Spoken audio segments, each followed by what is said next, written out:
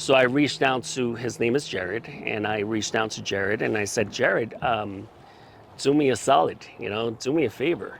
Put in a good word for me, We're trying to bid these condominiums, can you put in a good word?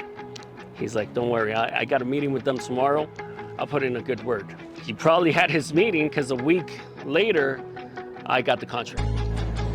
What's up, guys? This is Wes, and this is Give Us It Podcast, where we take business conversations out of the office and put it out on the lake. We bring leaders, creators, and builders out on the boat, and yes, literally we talk about what drives them, what challenges them, and why they keep showing up every freaking day.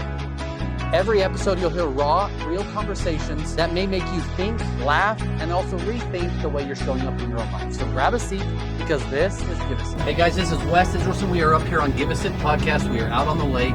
We got to surf already, and we got to have fun. But I'm here with a special guest who we've done some work with, but also his background's super impressive to me. And as we talked about it, some things came up that I want to ask you a little bit more about. But first, just give a quick company name, your name, and then a little bit about what you do. Empresa Floors. My name is Marvin Calderon with Empresa Floors, and we do flooring, residential. We work with a lot of builders. Big GCs, all of that too. Yeah, big GCs in the valley, in the state. And so we do residential, walk-in customers, all of that, That's cool. Yeah. And I'm going to start back from kind of the beginning. So at age 4, you moved from Guatemala to Brooklyn, New York. Yes. Yep. That was a change already. Yeah, that was a change. To be honest with you, I don't remember much of, Guatemala, but yeah, we moved to New York, grew up in New York, and then when I was a junior in high school, we moved from Brooklyn, New York to Utah. Yeah. Well, first day of class, you walk in and you got the student body out there, you got the marching band out there, and it's like, wow, something from a movie. Compared to New York, walking in, there's no one there, and you have to go in through metal detectors. That was my high school. It's just different. You come here, it's like a movie. It's like a high school musical. Yeah. Your appreciation for the state also helped drive you into, because there's no one in your family that's an entrepreneur. My grandma back in Guatemala had a little market, grocery stores, that they have like back in Mexico and Guatemala, and she would sell chips and drinks and stuff like that to the little street neighborhood. But that's about it. I mean, nobody in my family has ever got into entrepreneurship. So yeah. I worked 3 jobs when I came to Utah. At 16? At 16, yeah. KFC, and then I helped my neighbor with his catering business, and then that first summer that I was here, I worked construction, digging trenches in Eagle Mountain to set the pipes. The sewer pipes and the water pipes, yeah. So. And you started right after high school. After graduating high school, you started an excavation, correct? I did one summer with a neighbor, and they had an excavation company. I did 1 summer of excavating, and that was hard work, my friend. That was hard. And that was in what's called Vineyard now, isn't it? No, it was in Saratoga. Okay. Well, the ranches in Eagle Mountain. We excavated that, all summer. Similar to Travis, the word cows for him means a little different than what it means for you. But what's cool is you said I'd never seen a cow or a farm, but when you came across the point of the mountain, which is everyone today knows as Thanksgiving Point, yeah, it was farm. Everything, all of that was farmland. Yeah. Even where Saratoga Springs or Eagle Mountain, that was just nothing. There was sagebrush. Yeah, there was nothing. I think the first real big structure, not even a big structure, was in Orem. I think it was the La Quinta Hotel. I think it was the biggest structure around there. Yeah. That's crazy. It's crazy just to think back about how much it's changed just in the state alone. But as you keep moving through this, you went from excavation to what? From excavation, after excavation that summer, I'm like, oh my gosh, I'm not. I still, that was my senior year in high school. I was still working. I think I was still working at KFC and the catering with my neighbor. When you have time. Yeah, and so I was working 2 jobs right after high school. I went into manufacturing, like warehouse production work, and started managing. I always had like a leadership position, in those warehouse jobs. Then, went from warehouse to another warehouse. I worked at a company in in Linden that does all the pugs, the pugs sunglasses and all the novelties that you see in the gas stations. So we used to put do all those orders. I did that for like, I think, a year and a half. And then I think right after that, I went to a company called Stamping Up. They do scrapbooking, back then. And I managed that for that production line for over a year. I was over 100, I think it was like 110, 120 people at some point. And then I left that area, and I went into like a specialty department. There was only like 8 people that I oversaw. But that department was like the specialty department got shipped to Kanab, Utah. So that department was being disintegrated. It moved. And so then they offered me two options: either go back to the production line that I didn't want to do, and or take a severance package. So I took the severance package. So I just want to not brush over, but I want to talk about it. So someone watching today who runs a business, is in a management role, and they're managing 100 people, 50 people, 80 people. What advice would you give someone after managing 110 people? Like, follow a system, systems and procedures. I think that's the biggest thing. Managing that many people, obviously you're going to have a lot of different personalities, So it's just, having an open mind and dealing with different personalities, different people. Yeah. Because going from 110 to 6 is a big change, right? Oh, it's yeah. Easier. It's manageable. Oh, yeah. Because you have to have layers of management underneath you at 110, I would assume. You have to have some different. Yeah, I had like 3 supervisors that would run the production line. But yeah. So then you went from, the option is go back to the production line, which you're not going to do. No, I wasn't going to do that. And take the severance. And you took the severance, and you met with a restoration company. So, yeah, during that time, I was looking for a job. I think I had 2 more weeks. And so I started, putting my filters out there. And there was this ad for a project manager for a restoration company. And I'm like, well, I can do that. I haven't been in construction that much. I just my year of my summer of doing excavation. And so I applied. They called me for an interview, and after a few interviews, I got the job. I was surprised. I went in and I started managing from the get-go. They gave me, I think it was like 10, 15 jobs to manage. And, restoration is water damage, fire damage.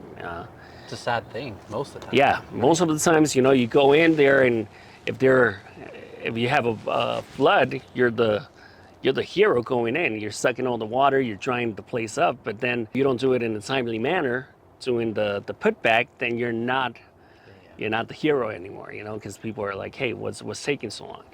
And dealing with multiple trades, it can be a challenge. We had an earlier guest 6 months ago he's a restoration company. He was explaining how most of the time when it's a fire or a flood and it's someone's house, they lost everything. Like when it's a fire, everything's gone. Oh, yeah. And they're uprooted, and they have no money, they have no place to stay, like everything's gone. So you're helping them in one of the most crucial points. Oh, yeah. One of the hardest times they've probably ever been through in their entire life. Yeah. So it's hard, fire jobs are the hardest, because you have to go in there and salvage anything that's remaining. Restoration companies do a good job of, doing all the cleaning and restoring their personal items. The structure itself, it can take 6 months, 8 months, a year. Obviously, with your career path and everything you've done, you become a leader multiple times over. You started as a project manager. The owner of the company promoted you to what? General manager within a year. Yeah, within a year. The biggest thing was, managing the system. The owner of the company, Jerry Pennock, owner of Complete Restoration, he would always do a good job of setting up systems, setting up procedures. And he would tell me, you're not managing the individual, you're managing a system. Once you have a system in place, it's easy to put people in the right seats. So we started putting a system of how we wanted the company to be ran, and we would manage the system. And with my years of, managing warehouse and production. 110 people? Yeah, between his knowledge and my experience, it was a good partnership. Yeah. And, when I started with Complete Restoration, I think we had reached, my first year, we were at, I think, over $1 million in revenue. Gross revenue. And we just, started taking that company up and up. And with that, the owner took time to spend time talking with you, helping you understand what numbers look like and P&Ls and how to read. Yeah. Right? Not necessarily how to read, but how to read what your numbers are doing, what the business is doing, what trends are happening, or what things aren't. Exactly. Right? I never had an experience managing a company, so once I became, got into that role of general manager, then he started showing me how to manage a company. And I started, learning how to look at a P&L, accounts receivable, ARs, APs, and how to forecast. And I started learning a lot of things that I didn't know how to run a company. And our education system, not that it's not bad or good, but it doesn't do a great job of teaching. It really doesn't. It doesn't. No. So it's crazy and awesome that you, within a year, became GM of a $1 million company. And it only grew from there. Yeah. And then from there, which is why I want to lead into Empresa Floors, you started seeing the biggest line item or the biggest expense. What was that? The biggest line item in restoration companies is flooring, because in a flood, if it's just surface wise, you're replacing baseboards and flooring. So the biggest line item was flooring. And I went to the owner, I think it was around 2013, and I said, let's start a flooring company. He's like, hey, I tried it. It didn't work for me. But I can help you. And that's how I started. Yeah. And that's really cool because that's 2013. And before we get to 2015, I just want people to hear, you went your 8 to 5 or 8 to 4, 9 to 5, whatever we want to call the normal complete restoration. And then from the 5 to 10, what were you doing? So I would go in to complete restoration, and I would put my, GM hat from 7 in the morning to 4 p.m. From that time, once I took my my complete restoration hat, then I put on my Empire hat, my Empresa hat. And I did flooring from 4 all the way to 10, 11 o'clock. At the beginning, complete restoration was feeding me work. So I was wearing, for the flooring company, I was wearing every hat. I would go out, take measurements, I would go out, sell the job, I would order the material, I would go pick up the material because I wasn't ordering that much, so companies or the vendors wouldn't drop off the material, so I would go and pick up the material, and it was cheaper. Go pick up the pad, cut the carpet for the installers, whatever they needed, and I would have it all ready for them. And then the installers would come in, pick up the material, and then after the installation, I would go out and do quality control, make sure that the job was done correctly. So yeah, I did that from 2013 to 2015. And what's cool is that we talked about, so when I use these words, I want you to describe it so people understand. What is a deck board? And how much money did you have to start the company?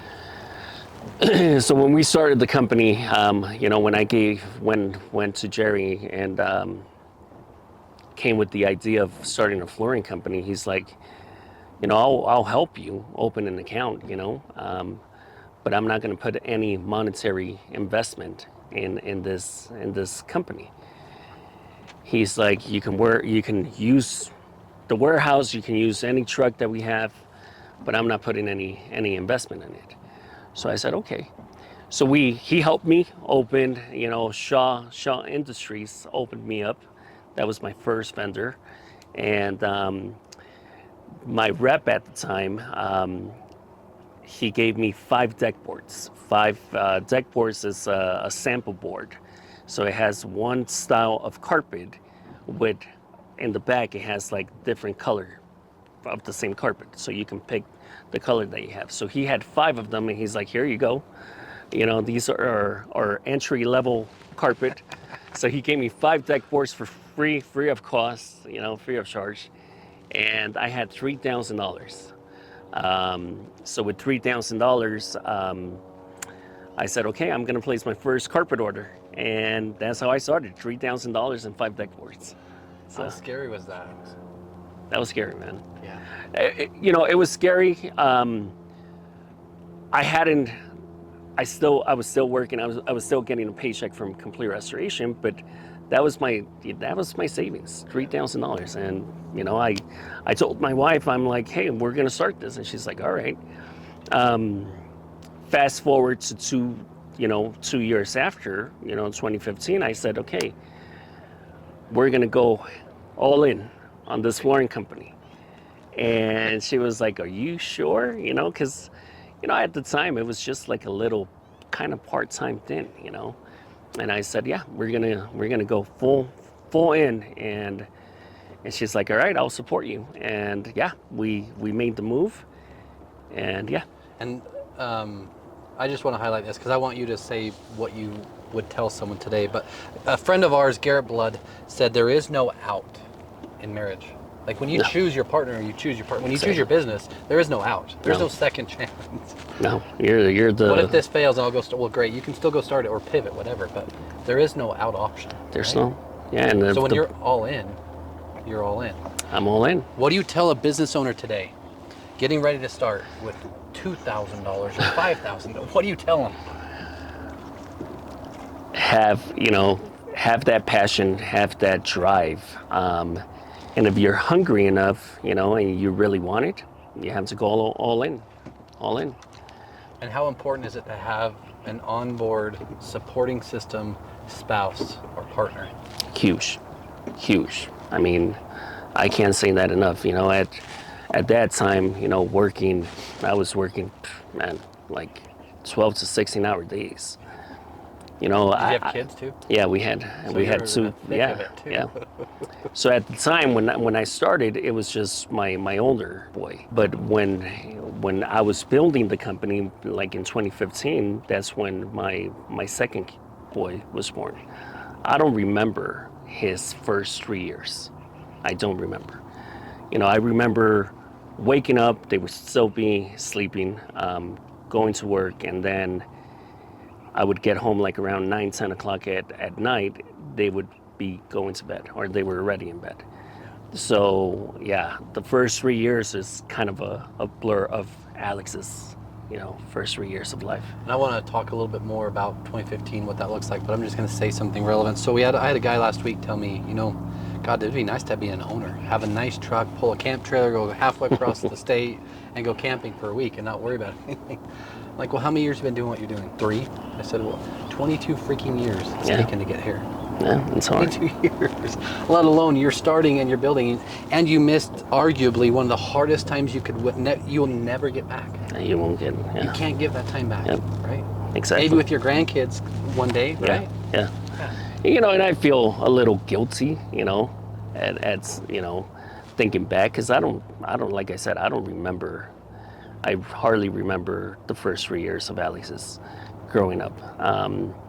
You know, on the weekends, I've always been a present dad, you know, so on the weekends I would be present, I would take the boys out, this and that. But yeah, those first 3 years were hard. So when someone's starting a business today and they have kids or they have a spouse, what would you tell them? What would you tell them? Strong foundation. That's going to be the biggest thing, you know, and if you're going to take that chance, you have to, like we keep on saying, you have to be all in, because that spouse is going to need to, you know, take care of the home front, take care of the kids, and you know, it's not easy. It's not easy. Yeah. It's not easy. So fast forward 2015, you had saved for a period of time, 3 years, 2 years, while building this business on the side, all in, ready to go, and you saved up 100 to 200K. Around there, low 100s. But still, in 3 years, and then you went and did what with that money? So in 2015, end of 2015, I had a meeting. Complete Restoration used to do all of the water damage for Edge Homes, and we had a meeting with, now he's the president of Edge. Back then he was the purchasing manager, and we had a meeting just to see how we were doing. You know, how Complete Restoration was doing with handling the water damage, and almost at the end of the meeting, my sales director, she's like, "Hey, by the way, we have a flooring company," and it took me by surprise, because I wasn't promoting our flooring company, and Jared's like, "Oh, you guys have a flooring company?" I'm like, "Yeah, we do."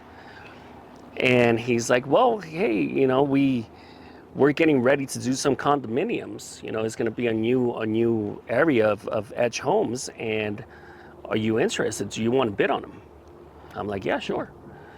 So he sends me the plans, you know, and back then I used to do all my takeoffs with a measuring tape. You know, I would go to the job sites and do, you know, measuring tape, this and that. So not he sends me tape, none of this fancy no, stuff. it was just, you know, a measuring tape. So I go to, so he sends me, you know, the plans, and I'm like, oh my gosh, I didn't have a fancy, you know, takeoff system, you know, software. So I printed off the plans 1 inch to 4 feet, you know, so I grabbed a ruler and a pencil, and that's how I did my takeoffs. So I did my takeoffs. I, you know, started getting all the measurements. I called my reps, you know, my vendors, and I started getting pricing, and I submitted. You know, I submitted my bid for this new Edge development that they were going to be doing. And keep in mind, this is all after normal business hours. Yeah, this was all after business hours. You know, I'm doing takeoffs, getting all, you know, my general manager now for Empresa Floors, he used to be the pro desk supervisor at Home Depot. So I called him up and I'm like, "Hey, get me pricing on this." You know, I started telling him all the stuff that we needed. And I started telling him, I need to be at this ballpark price. It can't be over this. And he came back and he's like, "Hey, you know, we can make it work." So I started getting all these numbers together, and I said, "Okay, I'm going to put a price," and yeah, I send my bid to Edge. So when I sent the bid over, it took a few weeks, maybe like 1 or 2 months, maybe. To get some feedback, and when I got the feedback, Edge told me, "Oh, you're in the running. You know, it's between you and this other flooring company." I'm like, "Gosh," yeah. I was surprised. You know, I'm like, Me? Yeah. I'm like, all right. You know, at the time, yeah. So I'm like, okay. So when I got that, when they told me that, one of the regional managers for Edge, I hired him at Complete Restoration. So I reached out to, his name is Jared, and I reached out to Jared and I said, "Jared, do me a solid, you know, do me a favor. Put in a good word for me, you know. We're trying to bid these condominiums, you know, can you put in a good word?" He's like, don't worry, I got a meeting with them tomorrow. I'll put in a good word. He probably had his meeting because a week later, I got the contract. That, you know, they awarded me the contract that we were going to start doing these condominiums. And I just want people to understand this 100, 200 grand that he saved, went into funding commercial who doesn't pay for 60 or 90 days. Yeah. Yep. So all your money went where? All the money went into buying all the material for this, you know, upcoming project. So I bought the material, was sitting on the material, and then we started doing the installation. You know, we started installing, I think it was like around September, October. By November, I had ran out of money. I did not have, you know, and I was, so 4 buildings that we hadn't gotten paid. So I was like, okay, and this was around Thanksgiving. And I'm like, holy crap, what am I gonna do? You know, because I ran out of money. I'm getting a paycheck in December. What is your wife saying? My wife, man, we were so stressed. I mean, it was, I remember that Thanksgiving. That Thanksgiving, we went to a friend of mine that lives in Arizona.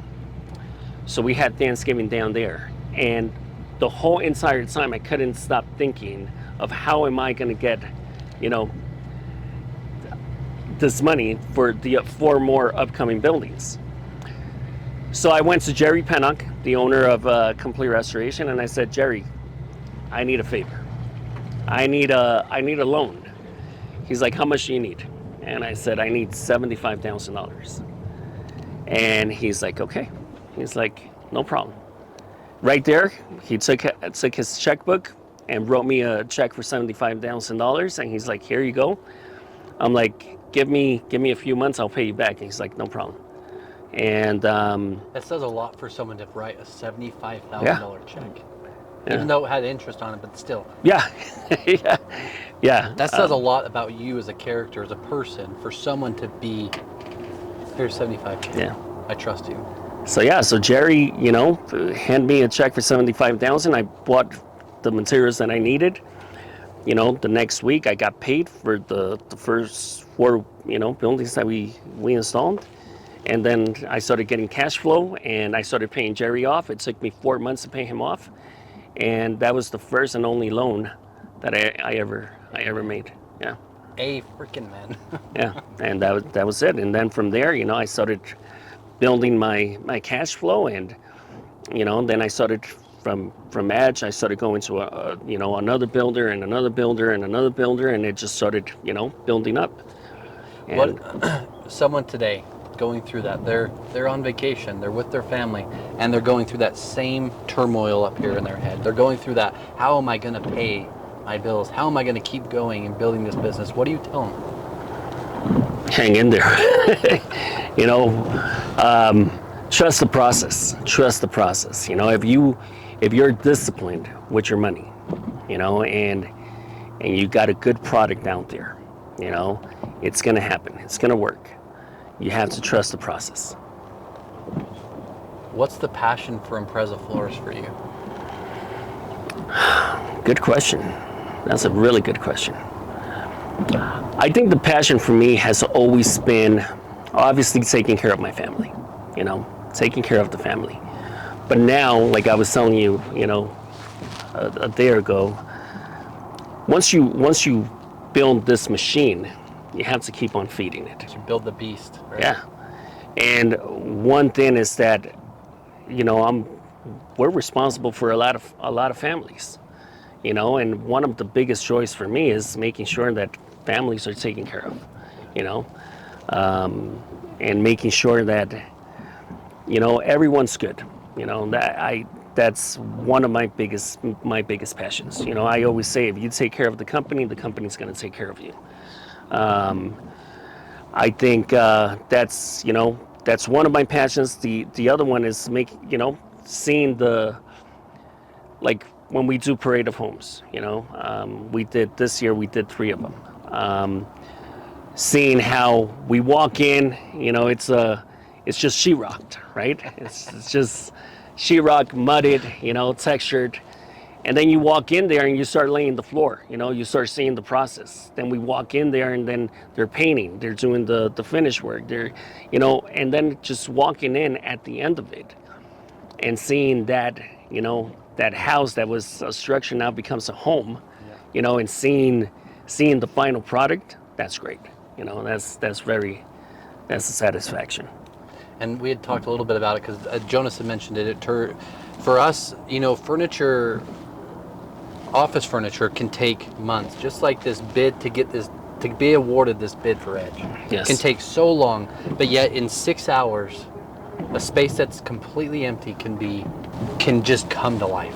Right? Yeah. Just like flooring. If you have just walls painted, and you're going to come in and do the floor and then the base, it makes the room. Exactly. And it's in such a short period of time from everything else to finish the product. Yeah. Right? Yeah, in a house, the biggest thing that everybody notices is the flooring, your kitchen, the cabinets, the countertops, and then your paint color. That's what everybody's looking at. But one of the biggest things is the flooring. It's one of the biggest square footage next to paint, right? But even then, paint's just paint.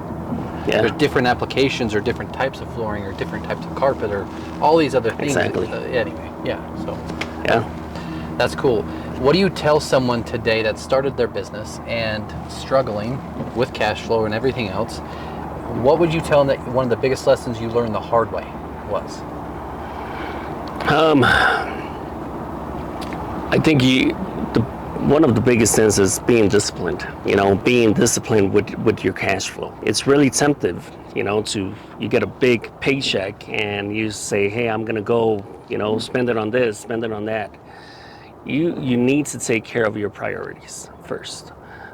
Taking care of your people. I always say without my installers, without my staff, there's no Empresa. So the biggest thing is taking care of being disciplined, and if you're having cash flow issues, kind of dig down and see the root of the problem. Get familiar with your P&L. See where that money's going. You probably have expenses that you don't really need, that you can maybe get rid of. And yeah, just being disciplined. 2015 to 2025 today, it's 10 years. All in. All in. How's it feel? Feels good. It feels rewarding. The future's bright. We have an amazing staff. We just got into this new building. It's amazing, by the way. It's beautiful. Thank you. Nice showroom. A modern showroom, and I think the future's bright. Like I said, we have an amazing staff. We have a great outdoor sales guy, manager that goes out and he hustles and gets a lot of business, and then we have a production staff that they care about quality and customer service. That's the biggest thing. So I'm excited for the next 10 years to see what happens. That's cool. And I want to just add in a couple fun facts. So what is a fun date night with you and your wife? We're foodies, man. We like going out and going to restaurants. We love that. We're always trying new restaurants. She's on social media looking at new up and coming restaurants, and that's what we do for fun. As a couple, we like to travel. We like to take at least one trip a year. Just her and I, without the kids. But the majority of the time we're with the boys. I have two boys, a 14 and a 10-year-old, and they're so involved with sports that, to be honest with you, that takes the majority of our time. And it's amazing because all out of a dream, not a dream, but this desire to build a company 2013 to today, and all the families you help feed, all the families you give opportunities for jobs, and how many people you help. Yeah. It's pretty dang amazing. Yeah, what the drive, I'll be honest, the drive that I said, hey, one, I was running complete restoration, right? And I said, when my son was born, I said, you know what, I need to do something. I need to do something for my family. So really the biggest motivation was Anthony. And I knew I could do it. I knew I could do it. It's just taking that risk, taking that plunge. And I did, and it worked out. I just want to highlight something because you said it, and I just want it to be impactful. You were running a multi-million-dollar business and started this on the side. And now this is a multi-million-dollar business. Yeah. It's in your blood. It's who you are. It's a great leader that you become and who you showcase for not just your clients, but all the people that you work with. So I think that's amazing. Thank you. Yeah. Thank you. What type of clients are ideal for you today? The ideal client for me is someone that is looking for quality. Someone that's looking for quality, someone that's looking for, a good experience. That's what Empresa Flooring brings to the table. I always say we're not going to be the cheapest. If you're looking for low bottom pricing, we're probably not going to be your flooring company. But if you're looking for a good experience, a knowledgeable staff,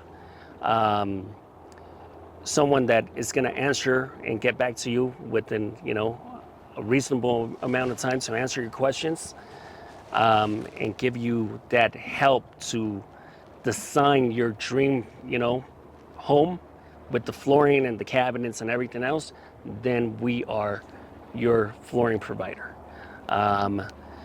We have knowledgeable staff. We have an indoor sales manager that has been in the industry for 32 years doing flooring. We have our sales staff. They all have a design background. So we bring a lot to the table, with that knowledge of design and being in the industry for so long. And then the production side of it, the customer service side of it. So that's what we're looking for, customers that want a good experience. Thank you. And I think that's great. I'm going to ask two more questions before we kind of get close to wrapping up. First one is you gave us the opportunity to promote or do what we do for you. What was that experience like for you? Great experience. Jonas, working with Jonas. One thing that I didn't mention when we first spoke is that my construction took a long time. We started this back in, I think I met with Jonas, I think December, I think it was winter of 2022. And we picked everything out by it was around when tariffs were hitting and all of that mess. And we picked everything out, everything shipped, and we were not even halfway when you guys got the furniture. In our warehouse. In your warehouse. You guys housed that furniture for over a year, right? I think it was like maybe a year and a half. And you guys were so good working with me on that. But the whole entire process from beginning to end, working with Jonas, working with your design team, going to your showroom, looking at renderings, everything was amazing experience. And then once we finally got into the building and we did the installation, you guys brought everything over, it was amazing. You got an amazing installation crew. I mean, I can't say enough of your team. So thank you. Well, thank you guys for that. I really appreciate that. Is this your first podcast? Yeah. I've never done podcasts in my life. That's awesome. What is the Give a Sip podcast like for you? What's this experience like so far? It's been great. It's been relaxing, taking us out on the boat it's been great. And just being, not being in usually you do podcasts, I've seen videos and you're in a room, but being out here is like more relaxing. It's like kick back and you make it easy. So, so yeah, it's been great. Good.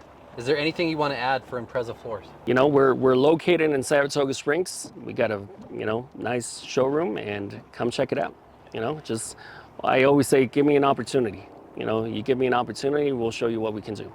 To say that they're unique is an understatement. Their building is amazing. The furniture in it looks amazing, but also the way they take care of people is truly amazing.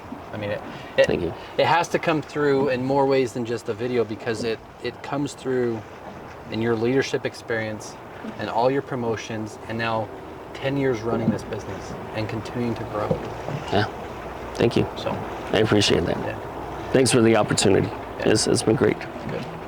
And I just want to say thanks for being here. And guys, this is Give Us It podcast. You may or may not have missed your chance to be on this boat this year. If you want a chance, reach out. But this is Give Us It podcast. Thanks for watching. Thanks, man.